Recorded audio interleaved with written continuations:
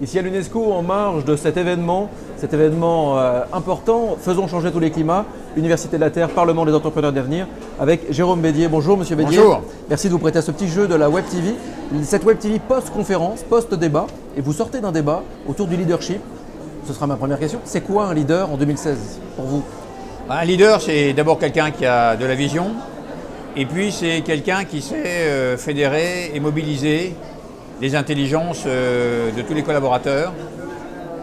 Ça demande d'avoir une bonne connaissance de ce qui se passe autour, d'éviter que l'entreprise ne se regarde trop elle-même, qu'elle soit capable de regarder devant et à côté.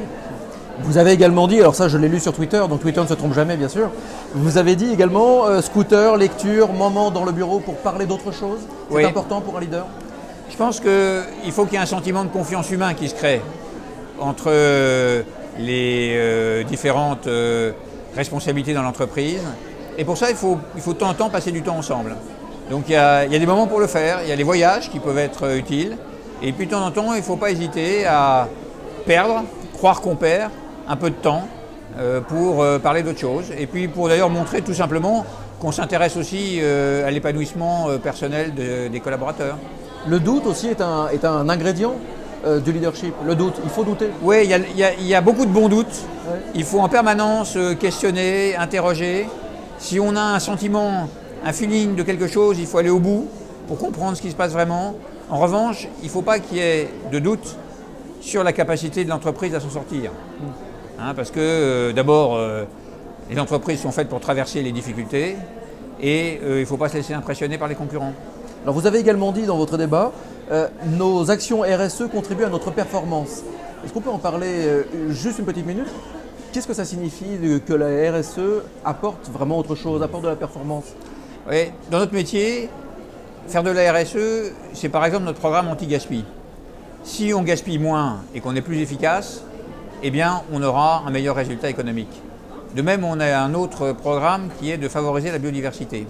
Si on a des produits qui sont plus naturels, qui répondent par exemple aux exigences de l'agroécologie, qui sont plus variés avec des variétés différentes, on offrira des meilleurs produits aux clients et ils seront plus contents et ça sera bon pour notre activité. Donc c'est plus rentable au final.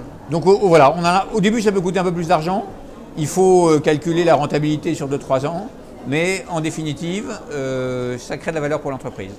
Toute dernière question, c'est d'ailleurs sous forme de petit jeu. Je vous demande de fermer les yeux, d'imaginer que vous avez tous les pouvoirs, vous n'avez aucun contradicteur. Vous avez ça, c'est pas un bon jeu, ça. Vous avez un petit peu de contradiction à la rigueur, mais vous avez surtout c'est Charlie Chaplin et le dictateur. une décision, une ou deux décisions à prendre pour vraiment faire avancer les choses et faire changer tous les climats. Ce serait quoi comme décision?